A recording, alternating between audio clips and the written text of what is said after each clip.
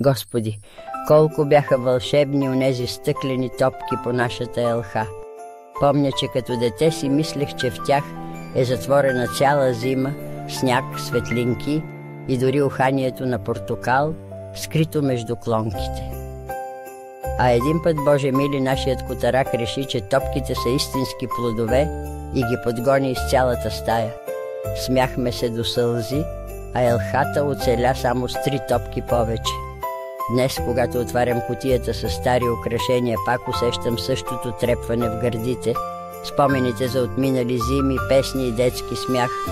Всяка топка носи в себе си отпечатък от ръцете на близките ми, от радостите и тихите молитви. Господи, благодаря Ти, че всяка година пак имаме повод да се съберем около елхата, да си спомним, да се засмеем и да повярваме в чудеса. Нека светлината на празниците ни топли и сега, както тогава.